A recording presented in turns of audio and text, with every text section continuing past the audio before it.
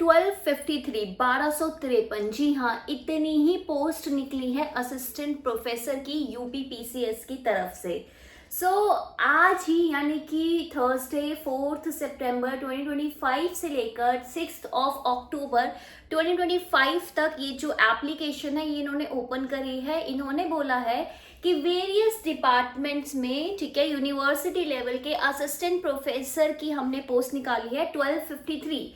अब इसमें क्वेश्चन ये आता है कि इसे कैसे अप्लाई करें, एज लिमिट क्या है, क्या इसका एलिजिबिलिटी क्राइटेरिया है और क्या इसका स्क्रीनिंग प्रोसेस है। बिकॉज जो प्रोसेस है लोगों को सेलेक्ट करने की, असिस्टेंट प्रोफेसर बनने की, उसमें बहुत बड़ा चेंज आया है बिकॉज ऑफ द ट्रांसपेरेंसी, कि पारदर्शिता होने के बेसिस पे इन्होंने बोला है कि ये एक लिखित एग्जामिनेशन भी देंगे।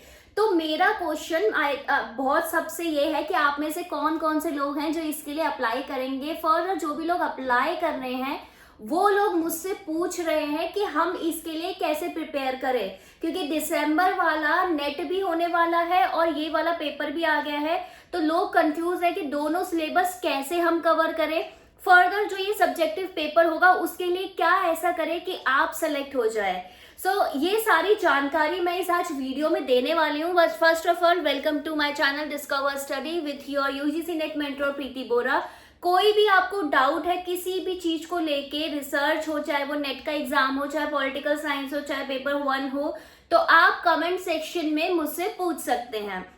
चलिए स्टार्ट करते हैं। वीडियो को स्टार्ट करने से पहले चैनल को सब्सक्राइब कर लो, नोटिफिकेशन ऑन कर लो और वीडियो को लाइक जरूर कर दो। और आजकल मैं 5000 most important, most expected, repeated questions जो है वो करा रही हूँ।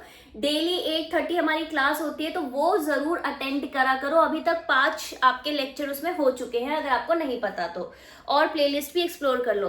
देखिए, यूपीपीसीएस ने अपनी वेबसाइट जो upps.up.nic.in वाली जो है उसमें बोल रखा है कि ठीक है, हम ये असिस्टेंट प्रोफेसर की वैकेंसी निकालते हैं। तो सबसे पहला बात आती है कि आप में से कौन कौन लोग अप्लाई कर सकते हैं। तो जिनकी भी एज 21 से 40 के बीच में है वो एलिजिबल हो जाते हैं इस आवेदन को भरने के लिए। अब आपकी इंपॉर्टेंट डेट्स क्या है ये समझ लेते हैं। तो इंपॉर्टेंट डेट्स है कि 4 सितंबर से लेकर 6 अक्टूबर तक आप अप्लाई कर सकते हैं। फिर आपके पास एक करेक्शन विंडो खुल जाती है कि अगर आपको कुछ भी चेंज करना है, कि थोड़ा सा भी चेंज करना है, कुछ गलत भर दिया, कुछ भी चीज है, वो आप 13 अक्टूबर तक कर सकते हो, राइट। अब आपने ये भर लिया, तो अब आप सेलेक्ट किस बेसिस पे होगे। तो सबको पता होना चाहिए कि अगर आपको नेट का एग्जाम आपका क्लियर है या फिर अगर आपका सेट का एग्जाम क्लियर है, तब आप इसमें अप्लाई कर सकते हो। या तो किसी पर्टिकुलर स्टेट का सेट निकाल लो तो भी आप कर सकते हो, ठीक है, उस स्टेट का।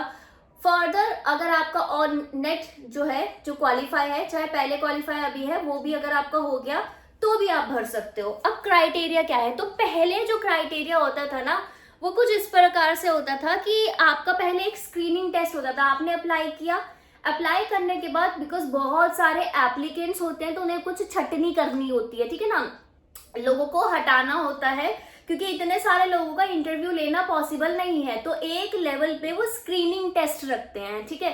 तो स्क्रीनिंग टेस्ट आपका हो जाता है, जिनका क्लियर, उनको बुलाया जाता है इंटरव्यू के लिए, ठीक है। और प्योरली पहले ऐसा होता था कि आपके इंटरव्यू में जितने भी मार्क्स हैं उसके बेसिस पे आपकी मेरिट लिस्ट निकलेगी, और जो उस मेरिट लिस्ट में जितने नंबर ऑफ पोस्ट हैं उसमें आ जाएंगे, उनका सिलेक्शन हो जाएगा। बट अब बोला गया है कि भाई, क्योंकि ट्रांसपेरेंसी हमें रखनी पड़ेगी, सिर्फ हम स्क्रीनिंग के बेसिस पे नहीं कर सकते, सिर्फ एक चांस हम लोगों को नहीं दे सकते कि सिर्फ आप इंटरव्यू में बोल दीजिए। बिकॉज बहुत सारे लोगों को नॉलेज होती है बट उनका मे बी कम्युनिकेशन इतने अच्छे नहीं होते, मे बी लोग नर्वस हो जाते हैं, कभी किसी का दिन नहीं होता। तो एटलीस्ट एक ट्रांसपेरेंट प्रोसेस होना चाहिए। तो इसके लिए इन्होंने इंट्रोड्यूस किया कि स्क्रीनिंग टेस्ट के बाद आपका एक और लिखित परीक्षा होगी। What do you mean by लिखित परीक्षा? इसका मतलब यह है कि आपका एक सब्जेक्टिव टेस्ट होगा। सब्जेक्टिव टेस्ट में जब आप, जैसे आपको क्वेश्चंस आते हैं, आप अपने पहले अपने 10th 12th सारे बोर्ड्स वगैरह में, आपने कॉलेज के एग्जाम में करे हैं ना, कि आपको क्वेश्चन पूछा गया है, आप उसका आंसर दे रहे हो, ठीक है। तो वैसी एक परीक्षा होगी और आपका सिलेक्शन होगा कि उस लिखित परीक्षा प्लस आपका जो इंटरव्यू है दोनों में मार्क्स को कंबाइन करेंगे और उसके बेसिस पे आपके लिए एक मेरिट लिस्ट निकलेगी। यानी कि अब आप सब लोग थोड़े से फंस गए हो, लेकिन इसका सॉल्यूशन भी मैं इसी वीडियो में आपको देने वाली हूँ, राइट। मुझे पता है आपके बहुत सारे क्वेश्चन है, इसलिए वीडियो को एंड तक जरूर देखिएगा। मेजॉरिटी क्वेश्चन मैं आपके क्लियर करा दूंगी। इस वीडियो में मैं आपको अप्लाई करना वाला नहीं बता रही, क्योंकि वो मैं अपना पीसी में आपको आराम से बताऊंगी। बट अभी फिलहाल पहले समझ लेते हैं कि पेपर को कैसे अप्रोच करना है, कैसे इस चीज की तैयारी करें, क्या स्ट्रेटेजी अपनी रहनी चाहिए, राइट। क्योंकि वो ज्यादा इंपॉर्टेंट है, अप्लाई तो अपन लोग कर लेंगे, ठीक है। तो सबसे पहली बात तो ये कि लिखित परीक्षा को कैसे अप्रोच किया जाए, ठीक है। तो देखिए, लिखने का ना एक प्रॉपर एक फॉर्मेट होता है, और जहां तक हमें पता है, हमको पता है कि देखो, अगर यूपीएससी का एग्जामिनेशन होता है या स्टेट पब्लिक सर्विस जो आपका एग्जामिनेशन होता है, जैसे डीएसपी, ठीक है, आपका कलेक्टर वगैरह, ये सब सारे जिनके एग्जामिनेशन होते हैं, उनको भी चेक कौन करेगा? उनको भी चेक ये कॉलेज प्रोफेसर जो बहुत ही एक्सपर्ट वाले लोग होते हैं वही करते हैं। तो एंड में आपका जो लिखित एग्जामिनेशन है उसको भी चेक कौन कर रहा है? यही एक्सपर्ट लोग कर रहे हैं। दैट मीन्स अगर आप साथ में किसी यूपीएससी की तैयारी या फिर कोई भी ऐसे रिटन एग्जामिनेशन की तैयारी कर रहे हैं, तो आपको कुछ और अलग से नहीं करना, आपको सिर्फ नेट वाला ही सिलेबस उठाना है। एक बच्चे ने मुझसे कमेंट में पूछा था कि मैम मैं नेट की तैयारी कर रही हूँ, ठीक है, और अब ये पेपर भी आ गया, मैं इसमें भी इंटरेस्टेड हूँ क्योंकि ये मेरी होम स्टेट है। सो अब मैं कंफ्यूज हूँ कि दोनों को में से कौन सा पेपर दूं, ठीक है। तो मेरा आंसर ये है कि दोनों पेपर आप दोगे, सेम सिलेबस प्रिपेयर करोगे, लेकिन सेम सिलेबस को कंसेप्चुअल और एनालिटिकल फॉर्मेट में आप प्रिपेयर करने वाले हो। अब मैं ऐसा क्यों बोल रही हूँ? क्योंकि जब भी आप रिटन एग्जामिनेशन देते हो, बिकॉज मेरा खुद का रिटन एग्जामिनेशन का बहुत अच्छा एक्सपीरियंस है, सो उसमें क्या होता है ना, उसमें एक प्रॉपर फॉर्मेट, जैसे इंट्रोडक्शन आपने करा है, उसमें आपने थ्योरी पुट करी है या फिर कुछ करंट इवेंट पुट करे हैं, ठीक है, एक अच्छा सा कोट पुट करा है, देन बॉडी में आप एक आर्गुमेंटेटिव चलते हो, ठीक है ना।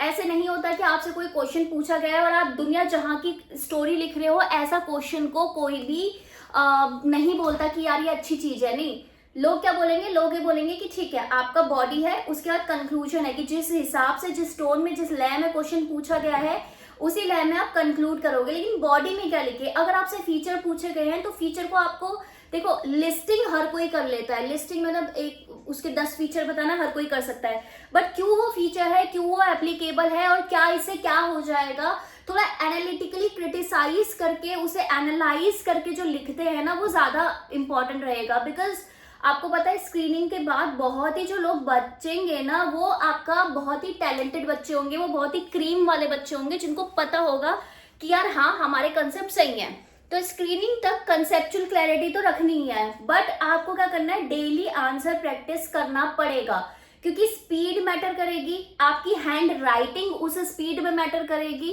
फर्दर आपका प्रोसेसिंग की किस तरीके से आप क्वेश्चन को प्रोसेस करके आप लिख रहे हो वो मैटर करेगा। फर्दर आप क्या कंटेंट डाल रहे हो वो मैटर करेगा, जिसके लिए वेरियस फॉर्मेट्स होते हैं जो मैं आपको सब्सिक्वेंट वीडियोस में करवा दूंगी। अभी तक इतना क्लियर हुआ? अगर आप रिटन एग्जामिनेशन की अच्छे से प्रिपरेशन कर लेते हो, क्योंकि आपको पता होगा कि अच्छा यार ये इसके प्रोज है, ये इसके कॉन्स है, इसको ऐसे लिखना है, तो ऑटोमेटिकली आपकी इंटरव्यू की तैयारी आधे से ज्यादा हो जाती है।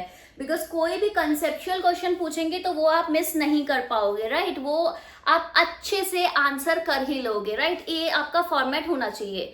डेफिनेटली अगर आपकी एज 40 से अबव है तो क्या आप अप्लाई कर सकते हो? आप अप्लाई कर सकते हो, आप पर्टिकुलर अगर आप एक कैटेगरी में बिलोंग करते हो तो। अदरवाइज जनरल के लिए it's 40 is the last stage, right, last age actually. और 1 जुलाई 2025 से आपकी एज काउंट होगी, ये चीज आपको ध्यान में रखनी है, ठीक है। सो दैट्स इट, कि इस तरीके से आपको मैंने बता दिया कि इतने पोस्ट निकले हैं, एलिजिबिलिटी क्राइटेरिया ये है, इतने में अप्लाई कर सकते हो और किस तरीके से आपका इवैल्यूएशन होगा। नेक्स्ट वीडियो में मैं क्या करूंगी, मैं आपको थोड़ा राइटिंग के फॉर्मेट्स दे दूंगी कि इस तरीके से अलग अलग फॉर्मेट्स होते हैं। और अभी कल हम क्या कर देते हैं, हम एक काम करते हैं, हम अप्लाई करके आपको बता देते हैं कि कैसे अप्लाई करना है आपको और कहाँ आपको जाना है। बाकी सारी चीजें मैंने डिस्क्रिप्शन में डाल रखी है। हमारी जो वीडियोस भी है ना, प्रॉपर एनालिटिकल वीडियोस है, ठीक है, उसे देख के आपको आंसर राइटिंग भी अच्छे से आ जाएगी। नोट्स आप परचेज कर सकते हो ऐप में से, उसमें भी सब चीज है। और अगर आपको कोई भी डाउट है तो उसके लिए आप क्या करोगे, टेलीग्राम चैनल @DiscoverStudy को अप्रोच करोगे। सो ठीक है, मिलते हैं, bye bye, all the best. मुझे जरूर बताओ कि आप में से कौन कौन अप्लाई कर रहा है, और मुझे ये भी बताओ कि आपको क्या क्या प्रॉब्लम आ रही है, क्योंकि सारे डाउट्स इकट्ठे लेके हम नेक्स्ट वीडियो में उसका सॉल्यूशन आपको दे देंगे। सो बाय बाय। एंड 1253 बहुत ही ज्यादा वैकेंसी है, बहुत ही अमेजिंग वैकेंसी है, तो मिस मत करना, ठीक है। All the best.